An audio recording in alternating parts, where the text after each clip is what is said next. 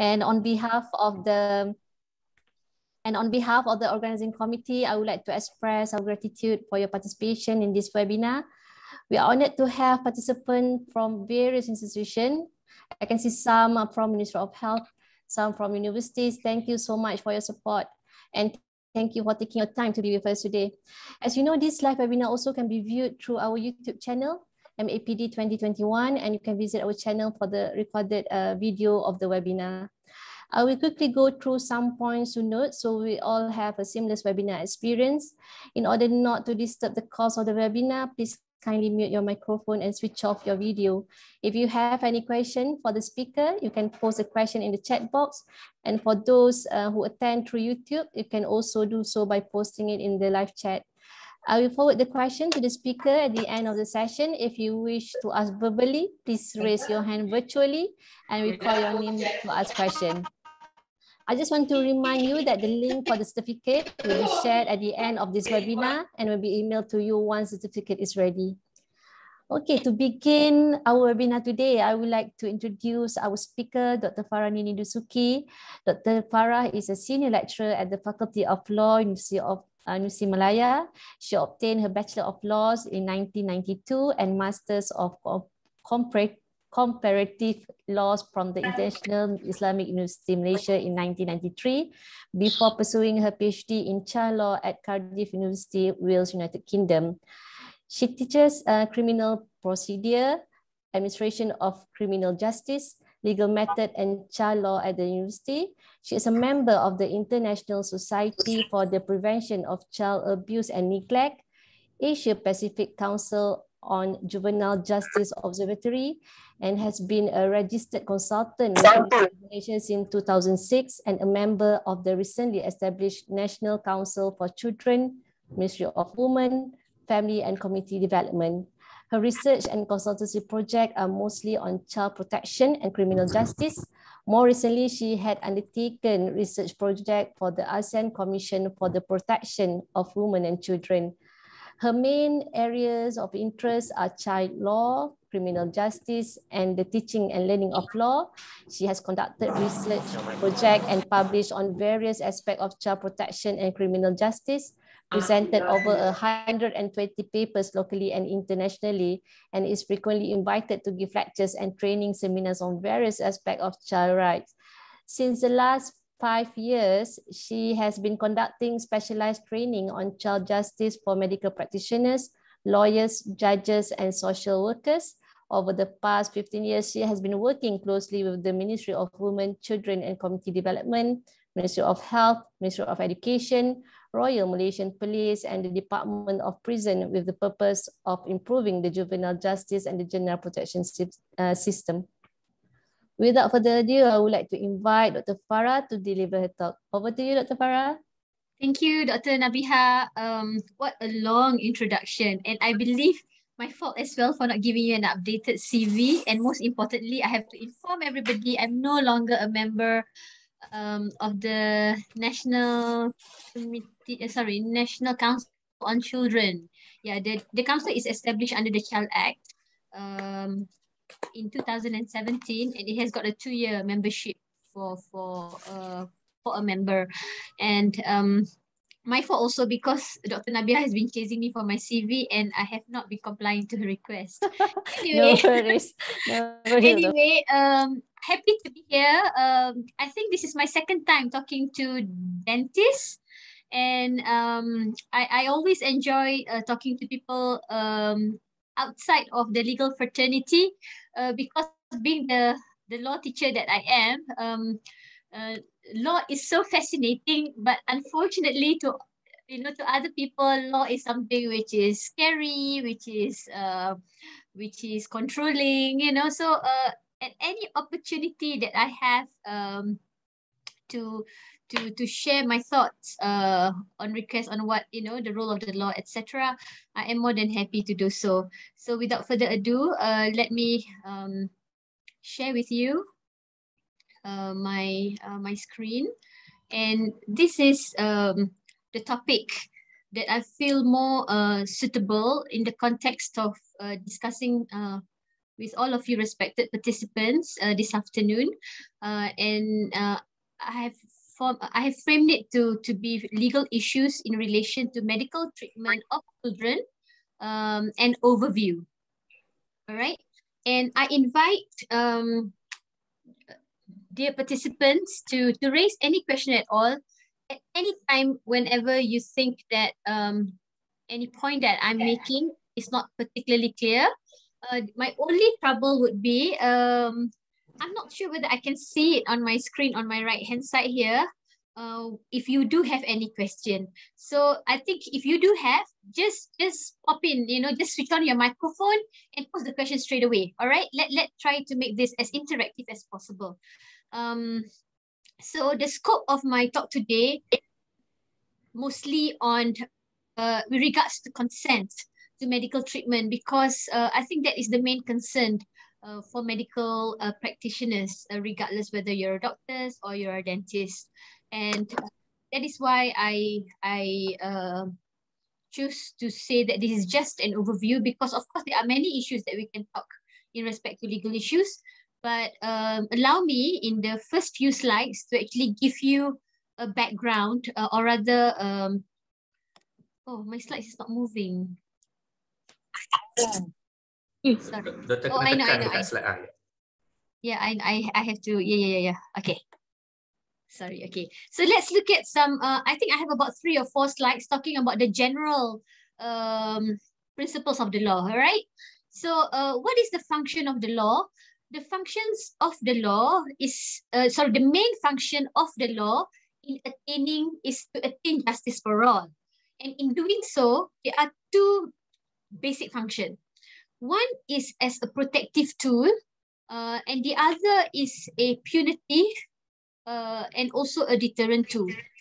The reason why I am emphasizing on this is because I know many a times people always think of the law as punishment, penalties, summons, fines, or damages on issues of medical negligence, for example. You see, but we will forget that the other more important function of the law is really to protect the person directly involved, and generally to protect the rest of us who are, members of the society. Okay, hang on. So before I proceed further, I would like to deliberate on the sources of law, because like the doctors, they rely on medications, right? Medicines, like dentists as well. You prescribe medications for us post dental procedure. For law, our sources are these. We have primary sources and we have secondary sources, and the effect is fundamental to be understood, because if we use the wrong sources, if we rely on the wrong sources, it is like a doctor giving the patient a medicine which is expired, and that can be dangerous, isn't it? It can even be fatal. So likewise with law, if a lawyer, for example, goes to court and rely on a source which is regarded to be not binding and not a primary source, that case, can just go out of the window due to the fault of that particular lawyer. So with that, I would like to introduce the primary sources of the law. The effect of these primary sources is that it is binding. You like it or you don't like it, you think it is fair or unfair, unfortunately, it binds all of us. So what are the sources of law? The first primary source are the acts, akta, okay, which are passed by the parliament. And if it's passed by the state legislative assembly, Dewan Undangan Negeri, as what Melaka is currently ongoing now, choosing representatives for their DON, the act or the statute will be called enactment. And if you recall, in the beginning of 2021, there was a lot of commotion with regards to the emergency ordinance. Okay, so yes, because it is an ordinance, it is considered as part of a statute, and therefore it is primary source, and therefore it is strictly binding. That is why we can be fined if we do not abide to the emergency ordinance, for example. So the most important principle is that once it is a primary source in the form of akta, enactment, ordinance, then they will be strictly binding. Now, the second primary source, which is also as important, would be the case law. Now, the cases are decided by the superior courts. And the superior courts in this country will be the federal court at the very top, the court of appeal below the federal court, and the high court. So decisions from, let's say, the sessions court or the magistrates court, they are not sources of law because they are decisions of trials, and they do not, because they are not the superior court, they do not form as a source of law. But cases decided by the superior courts will be considered as authority, and they are also strictly binding. The higher the court, the higher the authority of that case will be. Now, how do the judges make law, so to speak? Well, they do so by interpreting the acts or the enactment or the ordinance, or when they decide on matter which does not have any particular provision in the law. So, for example, in the UK, when they decide on the competence of minors to give consent without their parents, that was decided in the Gillick's case. So that Gillick's case, because that provision is not in any of the act, so that Gillick's case become a precedent, a case law, and therefore it is a primary source, and the effect of it, it is strictly binding. Not to us, but to people who subscribe to the law decided in the English court. Okay, now introducing now to the secondary sources. Secondary sources, it is not binding, but it can be persuasive, and it can be very persuasive in the court. What are secondary sources? They are the conventions. You have heard of Convention on the Rights of the Child. You have heard of the ICET that we didn't sign. You have heard of the Convention on the Elimination of All Forms of Discrimination Against Women. So conventions are sources of law, but they are secondary sources, and they are not strictly binding. Okay, but they will be used by lawyers as a persuasive authority in court. For example, the lawyer will say, well, because we are the signatory of the of the Convention on the Rights of the Child, therefore the judge must interpret Section 91 of the Child Act to be da da da da da. You see, so that is how it acts as a persuasive authority. Dictionary is an example of a secondary source. Articles written by practitioners of law or non-practitioners, academics like me. Hansard, parliamentary debates. Yes, it forms a strong secondary source, but it is still not binding on its own. And of course, books. Okay.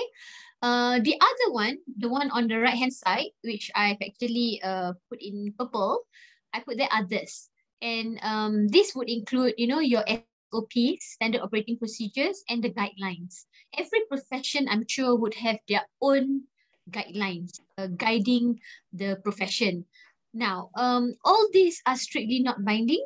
However, it may impact your professional obligation. For instance, if you go against your medical ethics, a doctor may face disciplinary action. Okay, any question at this juncture? No? Okay, doctor. Okay. I think all okay so far. Very good. Very attentive. Okay, so right into the issue, consent to medical treatment. Now, consent to medical treatment is a fundamental principle of medical law and ethics. That before any treatment is administered, and this applies to both dentists and medical doctors, before treating a competent patient, a medical professional should get the patient's consent. So this is the general rule. I think everyone knows this. All right. It only differs in terms of capacity. All right.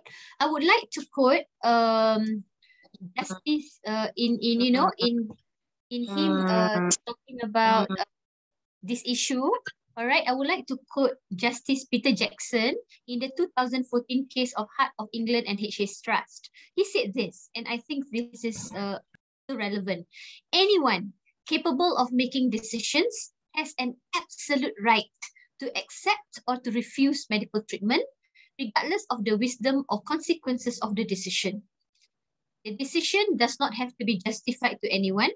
In the absence of consent, any invasion of the body will be a criminal assault. The fact that the intervention is well-meaning or therapeutic makes no difference. It's very strong, isn't it? Although this case is not part of our Malaysian law, but this is a general principle that I think every legal practitioner subscribe to. You know, it is a common knowledge that anyone capable of making decisions has an absolute right to accept or refuse medical treatment. That's why we have heard of cancer patients whose prognosis is actually quite positive, but then because he or she doesn't want to undertake whatever treatment that has been suggested, nobody can force him or her. All right. And if you force it down on him or her, it may amount to a criminal assault, and that is illegal. And although mention is well-meaning or therapeutic, it makes no difference to the kid. Okay, but the issue is there are certain segments of the society who lacks the capacity to consent. Okay, so for example, and the one that is the essence of my discussion today will be children.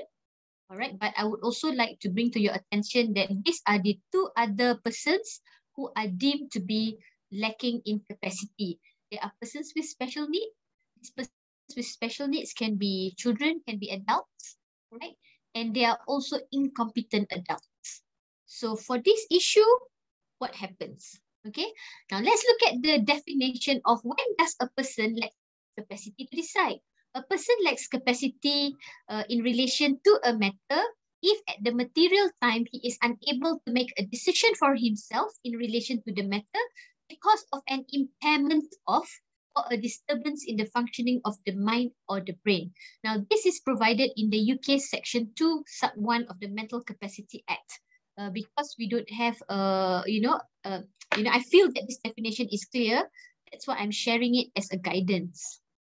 So in Malaysia, for persons lacking the capacity to consent in all the three main categories, as I mentioned earlier, the law empowers the person having the care over such persons to authorize treatment or even vaccination. I've included vaccination here because vaccination is not considered as a treatment, but it's considered as a medical preventive intervention.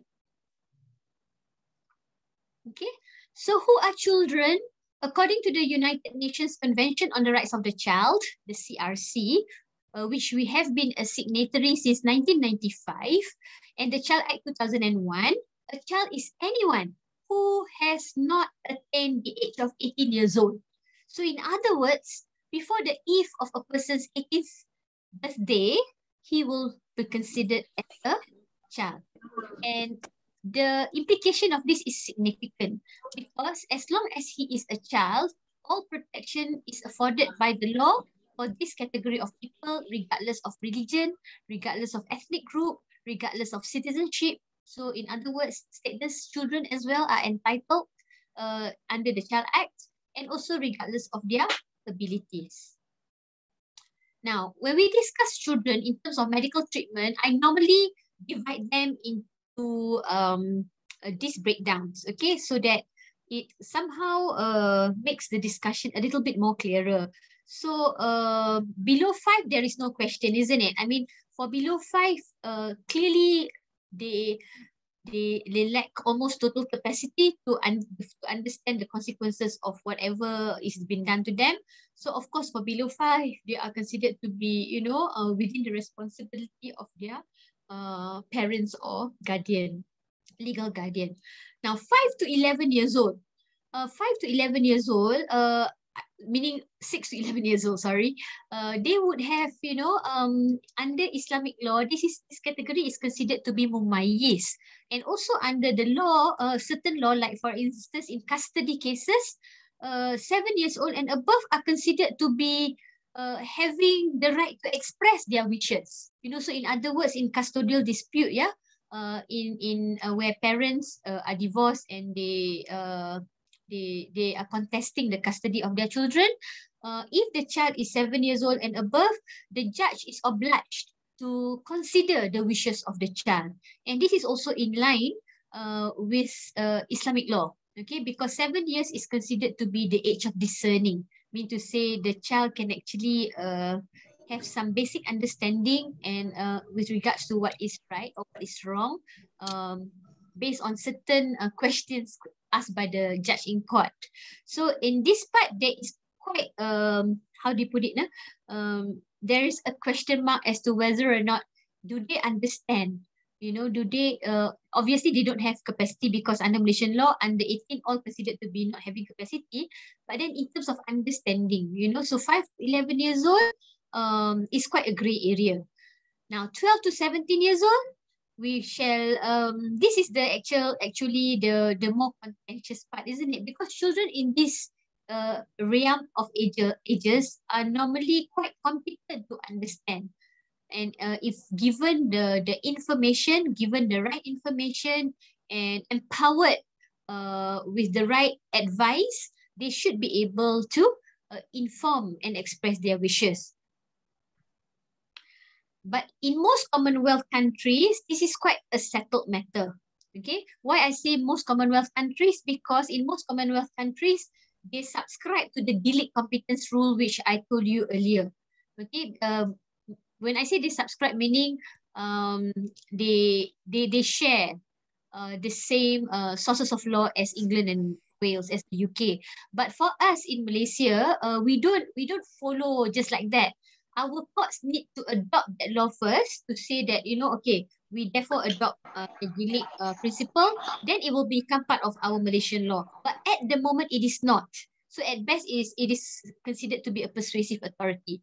So in most other Commonwealth jurisdiction, below 16, generally, they are considered to be lacking in capacity, so they require parental consent.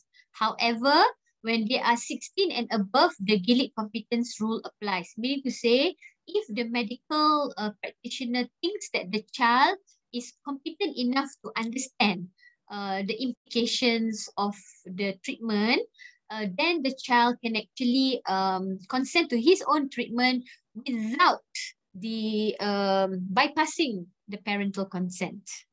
Okay. And this would be the position in the UK at the moment. Okay, it is relatively straightforward. The responsibility to consent on treatment depends on the ability of the medical staff. Now, this is interesting, isn't it? Because this would include both doctors and dentists to decide on the capacity of those who are under 16. Because remember, the competence rule is 16 and above. So in other words, the 12 to 15 is somewhat, has not been laid down clearly under the law as yet. Okay? And in the UK, whenever there is conflict, they straight away go to the court.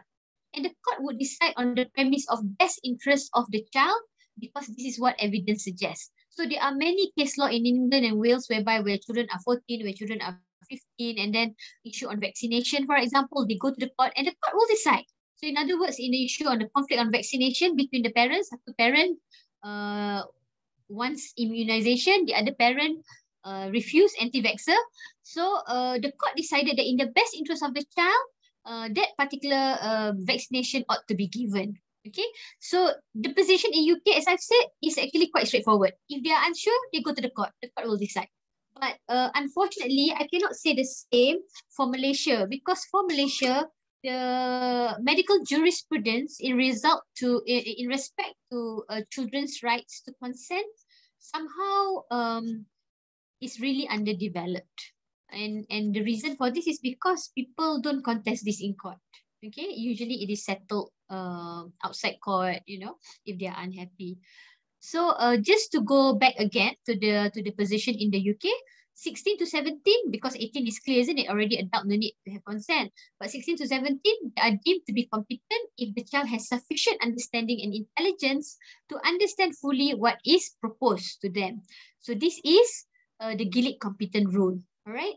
12 to 15, usually the practice is that they will be given the information and all that, and then the treatment will be given with the approval and support of their parents. But if the parents say no, then of course, it depends on the issue concerned. When the medical practitioner thinks that it is not such an urgent treatment, for example, then probably it will not be pushed. But if the medical practitioner thinks that, oh, without this treatment is important and all that, then probably the matter will be contested. However, I would like to bring your attention to a very recent Court of Appeal decision in England, which overturned a High Court decision in stating that parental consent is not needed for children under 16 to take puberty blockers. Okay, puberty blockers mean to say, this is on the issue on transgender. So for instance, if somebody is born as a girl and she feels she is really a boy, and therefore one wants to take medication in order to block the puberty by taking certain medication to stop menstruation, for instance, and all that.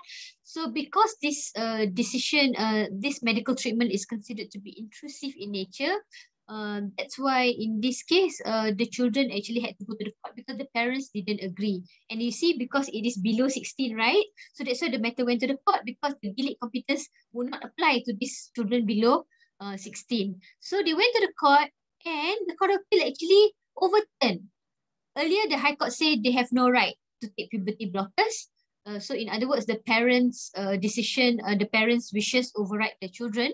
But the Court of Appeal decided that, parental consent is not needed for children under 16 to take puberty blockers. For below 12, the position is clear, requires the consent from the one having parental responsibility.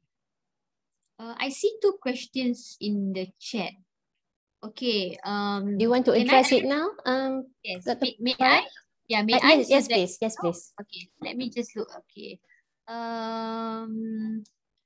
Okay, thank you so much. Okay, first question. I would like to clarify that the link endorsed by government body, is it secondary source? That's why it is both a secondary.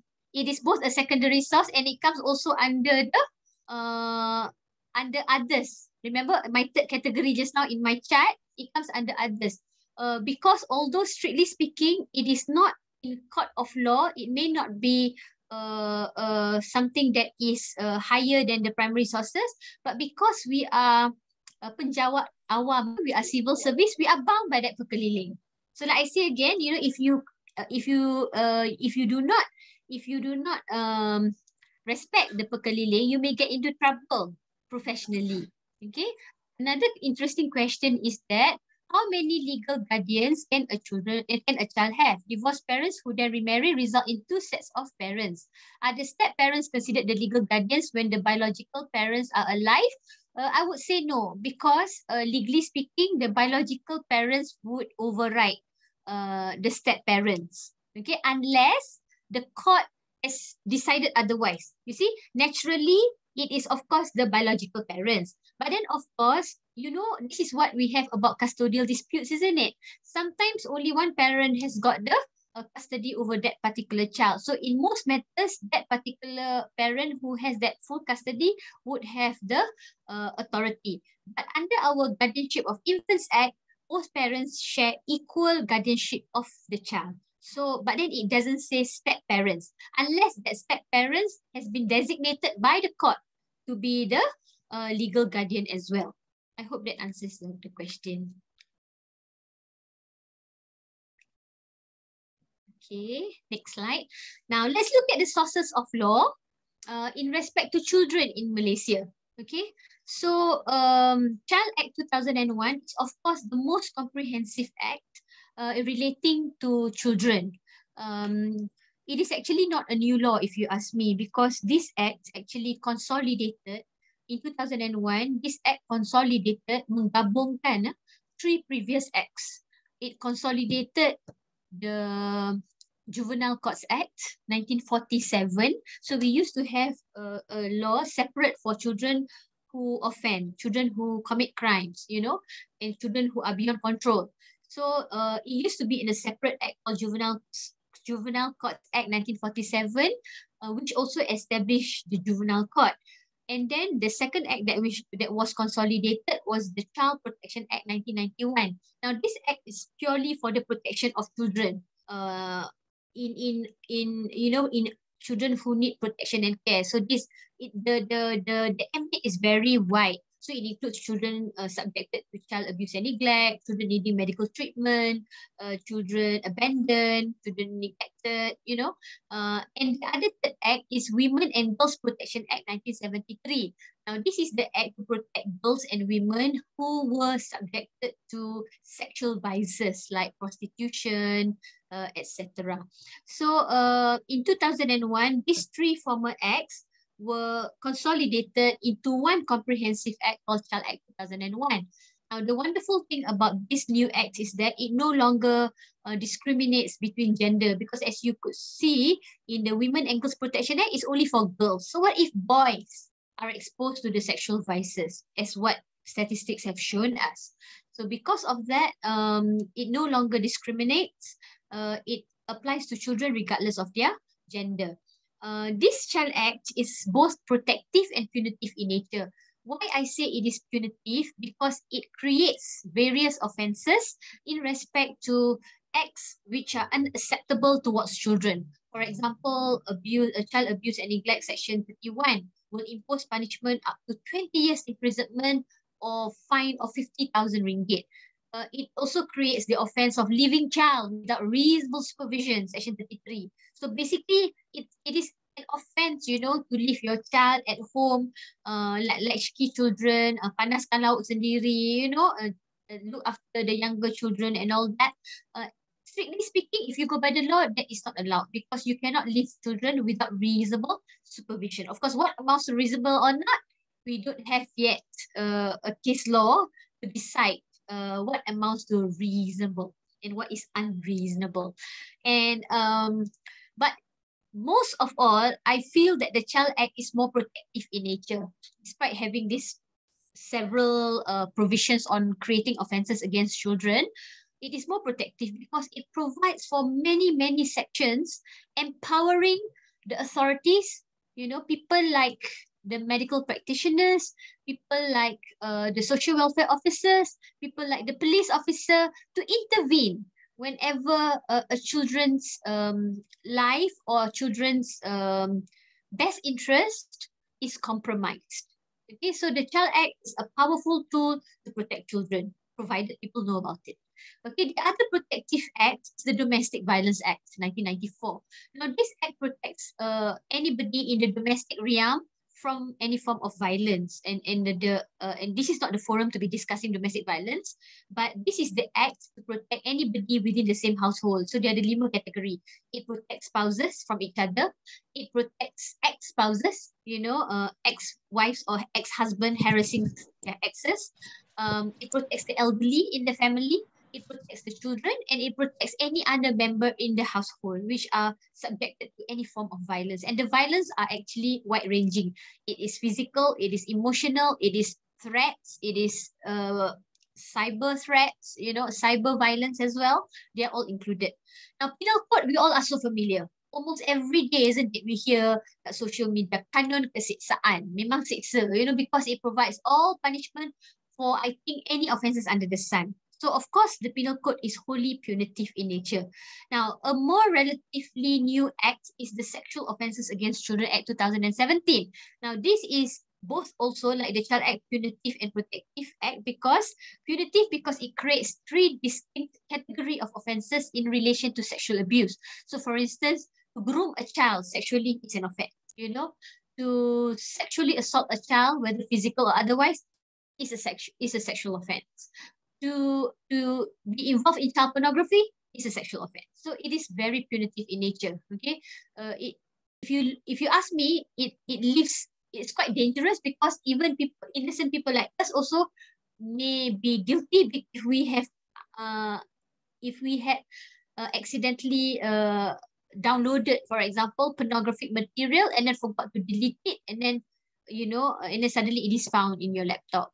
But of course lah, luckily our authorities are not that robust, so many people escape from that. Okay, and it is protective because it relaxes a lot of the procedural and evidential requirements for children as witnesses in court and the requirement of evidence. And finally, we have the Evidence of Child Witness Act 2007. This is protective because it assists children on being witness in court. Now that is an overview. Okay, so now you are most welcome to have my slides after this. Okay. I was requested to add a little bit about vaccine. So I'm going to share about vaccine against treatment versus treatment. Okay. Now the biggest difference between a vaccine and a treatment is that one is designed to prevent, while the other is designed to treat or to cure. Both, however, would be beneficial when it comes to preventing and managing COVID-19. Okay, because this is the issue, and you can ignore these slides because this one is actually an example of what amounts to incapacitated adult. Okay, these are the examples. So I did not delete this slide because I feel that it may be useful. This is some guidance. Now, issues on consent. Sorry, this slide is not supposed to be here. Can I just come back to this slide later? Yes, sure. Sorry. Okay. With regards to the COVID-19 vaccine, the consent is actually provided in the clinical guidelines on COVID-19 vaccination for adolescents 12 to 17. And the provision is this. Section 9 provides information regarding the vaccine's efficacy, safety, and possible adverse reactions should be clearly explained to the adolescents and to their parents or caregivers prior to the vaccination. Parents or caregivers will be required to sign the informed consent form on behalf of the adolescent. So, in other words, looking at this, it would appear that it would be very difficult, isn't it? Let's say a 17-year-old wants to be vaccinated and the parents refuse to allow consent. This is the issue that I see from this provision, because there is a requirement that the parent has to sign the informed consent form. Okay, informed consent do matter, but so does protecting people from infectious diseases. I would like to show you a comparison that I made with the pre-COVID-19 pandemic situations on vaccine refusal. Now, in Malaysia, we have developed by leaps and bounds in terms of our immunization programs, that we had successfully reduced the number of infant deaths by 85% from 1970 to 2017, from 55.9 deaths for every 1,000 live births to only 8.4 deaths for every 1,000 live births. And statistics, however, by Malaysian MOH documented vaccine refusal has been on an upward trajectory between 2013 and 2016. And this increase in vaccine refusal did not happen in isolation, because as a result, the number of cases for diseases that can be prevented by vaccines has also swelled in recent years. So for instance, I'm just quoting measles. Yeah, there are also other statistics for diphtheria, polio. So for measles, for instance, there were 1,934 cases in 2018 compared to merely 195 in 2013. So these are the situations lah. Kami takut vaksin, there was in the newspaper, anak pelakon buat laporan polis tolak vaksin. And however, the Ministry of Education do not discriminate. Children who are not vaccinated will be allowed to go to school. All right. So how is it to make autonomous decisions? It must be based on full, accessible information and reached without coercion. The information provided must address the nature of the procedure, including benefits to the child, benefits to society, and the risk. Parents should have their concerns and misconceptions addressed. The information needs to be accessible and include an opportunity to ask questions. So I think this is where we have to have a change of approach. Many times people think, because in Malaysia, a parent's consent is required at all times, we forget about the child. It is always good practice to respect the wishes of the child. So I would strongly advocate that before we indulge in any treatment with the child, no matter how minor or major it is, inform the child and come to the decision which is agreed by all the three parties, meaning the medical practitioner, the parent, and the child. Now, allow me to go back to my slide which I missed. Okay. Now, on consent, there are few issues that that relate to pediatric treatments of pediatric patients. Yeah. So I think in terms of general treatment, I have dealt with what is in the position in the UK and what is the current position in Malaysia. Now, these are some of the questions posed to me. Quite common issues. Yeah. What about consent for publication in social media? Oh, definitely this one you need consent. Okay, because this is basically in protecting the right of privacy to the child. Consent for physical restraint for uncooperative patients. Now, if the patient is of course underage, or even I think if the patient is lacking in capacity, like people, like patients yang I think my second category earlier, incapacitated adult, mean to say they don't have the mental capacity to actually understand fully. I'm talking about people who have special needs, and they can be children and they can be adults. So in this situation, you need to impose physical restraint. Therefore, the next person who have the authority should consent to it. For instance, I remember when my special son, he's born with Down syndrome. When he had his first dental treatment, he was brought to the pediatric dentist in HKL, and the clinic was so nice. It's so child friendly, and the dentist and the nurses also were wearing colorful uniforms. And overalls. But unfortunately, my Ahmad then, who was only 7 years old, didn't understand. And he had 3 teeth that needed to be extracted. So, of course, some restraint was done in the form of, they sedated him basically with our consent. Okay? Consent for clinical photos is also the same. Anything that is done involving the patient requires prior consent. And non-accidental injury, okay, now this is more interesting. For non-accidental injury, anything that is non-accidental in nature, of course, is protected. Okay, but the thing is, if it is brought to court, naturally not on a criminal action, but on a civil action, then of course, whether or not it amounts to accident or not will be dependent on the facts of the case. So there, it is very much dependent whether sufficient care has been taken, But generally speaking, non-accidental issues should not give rise to legal consequences unless, the consequence is really dire, and therefore, the other party will want to claim for damages in order to compensate the situation. In Malaysia, all right, the general rule is all below 18 requires parental consent. What if there is a conflict?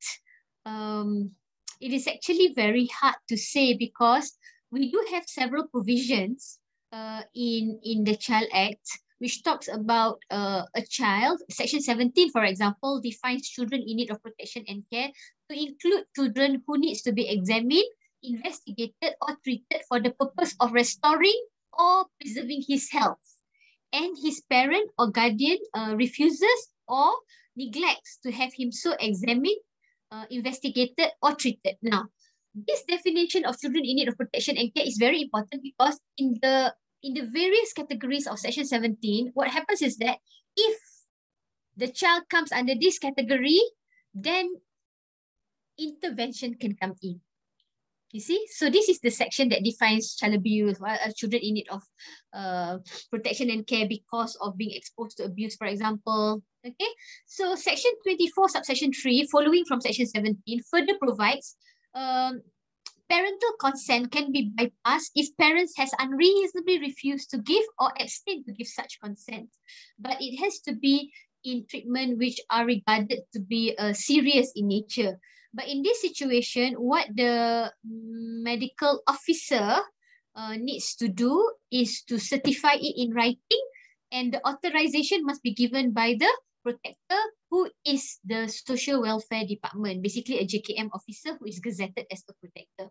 So in other words, the medical practitioner cannot act alone. The medical practitioner has to obtain authorization, and coupled with that authorization can actually bypass parental consent. Okay, and the question about what if there is a negative consequence, what if there is injury, what if adverse consequence result from that treatment which did not have the consent prior beforehand.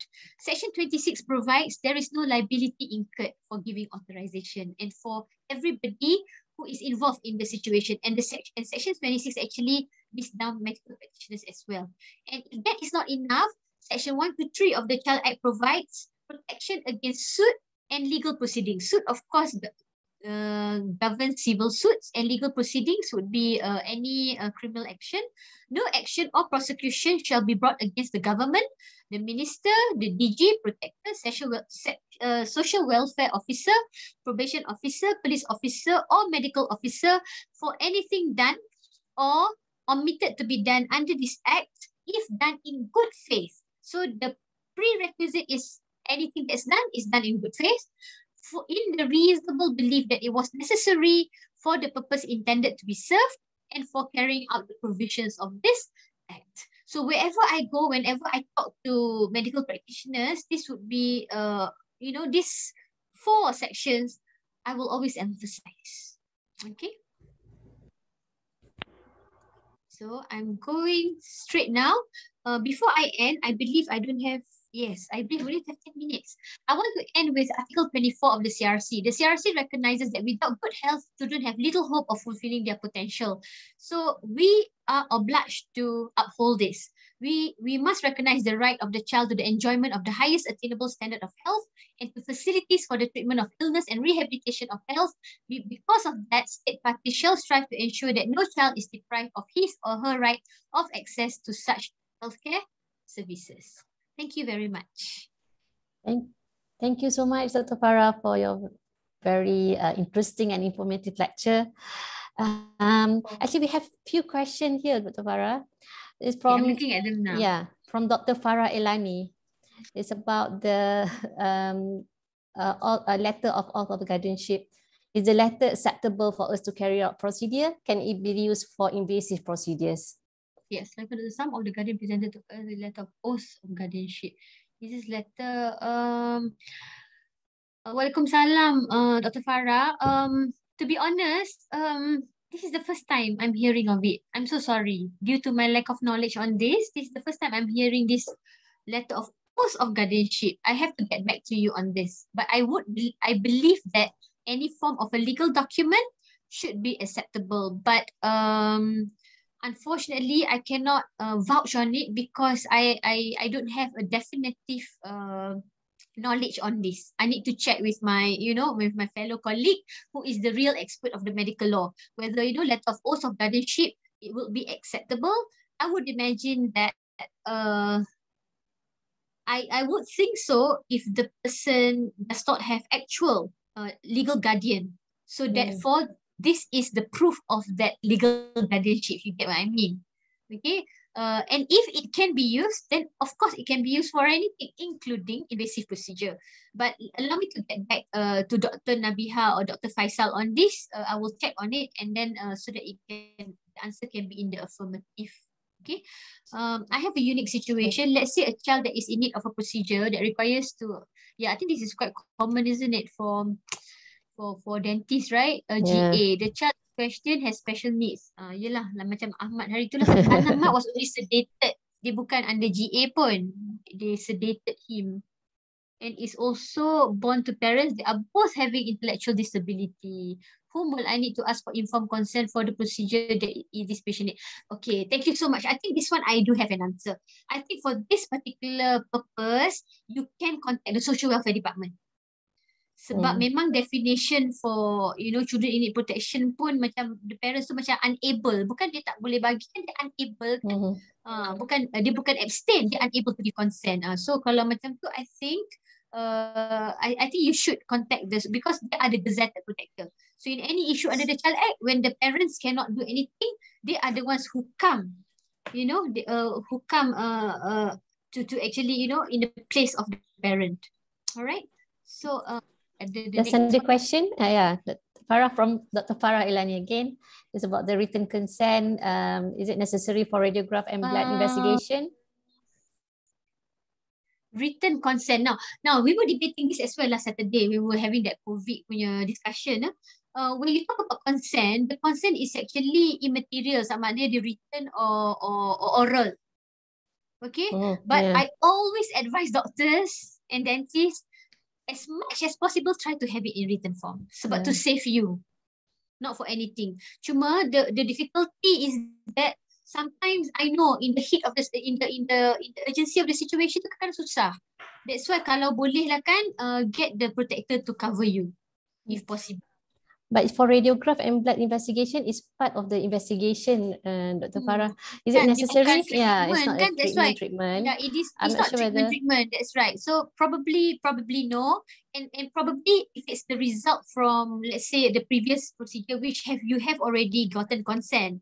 Contohnya selalunya Yeah, kan kadang-kadang anak-anak kita dentist, anak kita masuk sekolah, we have to sign that blanket approval or rather blanket consent, right? So yeah, maybe that yeah. can come under that as well. Yeah, just I think all this while we're not practicing of getting written consent for radiograph and blood investigation. It's more to verbal, Investigation, yeah, yeah. yeah, informed and verbal consent. So that's why Dr. Farah just want to know, is it Yeah, necessary to yes. get there? Yes. I personally don't think so, although I would think that, you know, ensure that you have some form of it'll be good, you know, to actually have a form, you know, Yeah, just a form ready, like you know, like the duty of doctor to inform if suspicion of abuse and neglect as well. So now hospitals have got a form 27, I think. So if you have a form, it is much easier, isn't it? Because then it can bypass any potential. Although I always say that Malaysians are less contentious, you never know. yeah. Never know. The society develop, people may become more contentious in the future. So it is better to actually cover yourself. All right. Let me check in the YouTube. Is there any question in the YouTube? Let me check. I think there's no question because the participants also can view this live webinar through the YouTube Isn't it? channel. Yeah. Yeah. There's another one from Dr. Tan, Dr. Farah.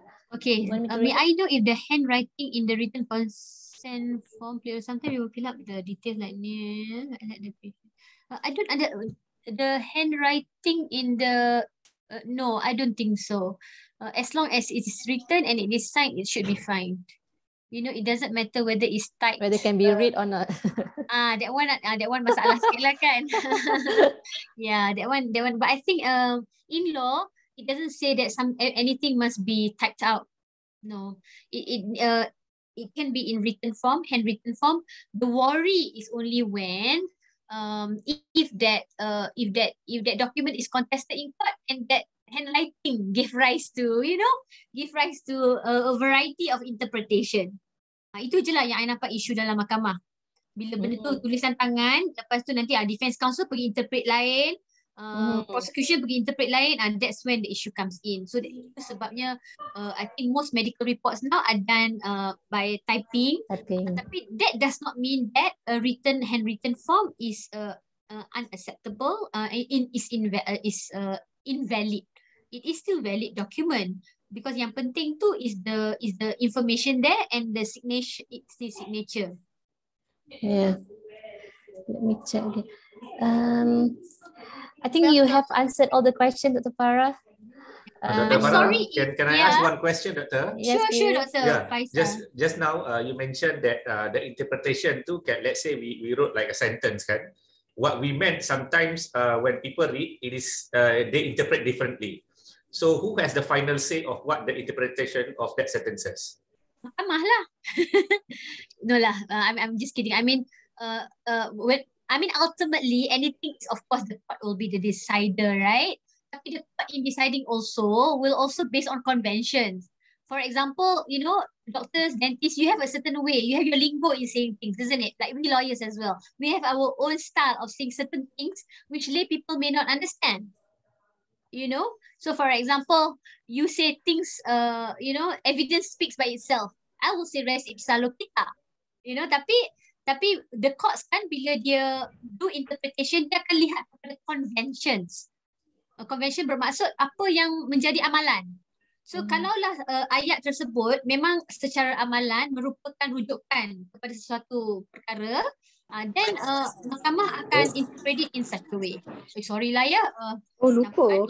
Dah bahasa No worries.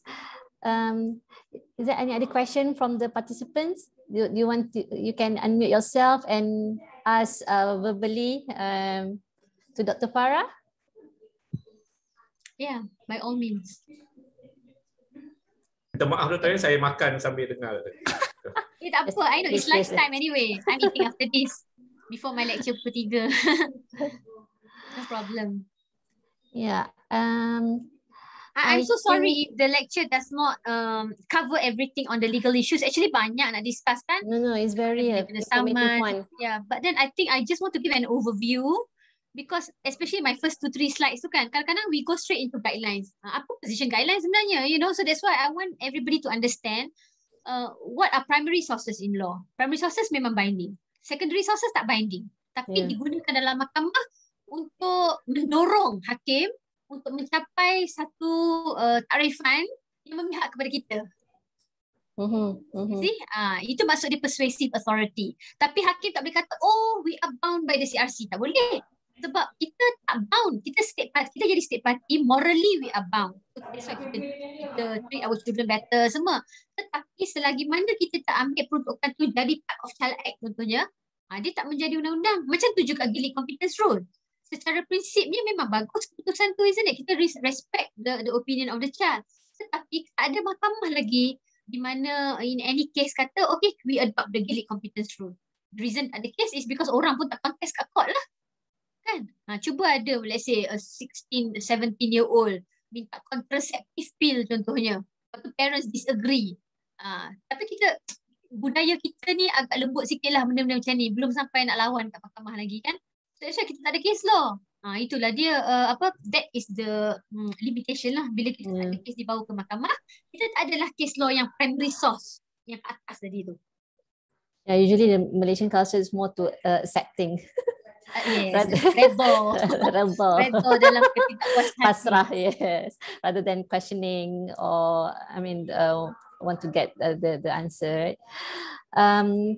Dr. Farah, if you don't mind, maybe we can email you if we have any question regards to the legal issue. Email boleh, tapi you tahulah kan Dr. Nafina.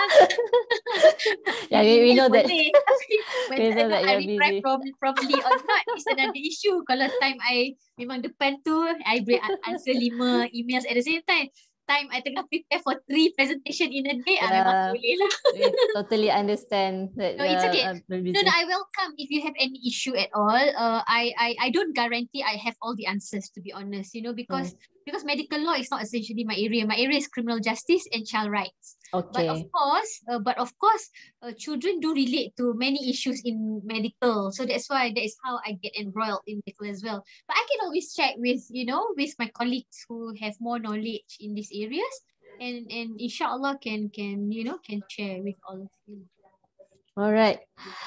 Farah, I think we have come to the end of this webinar, and I'm sure all the participants have learned a lot from you today. So on behalf of the organizing committee, I would like to thank you again for taking your time out of a busy schedule to be with us today.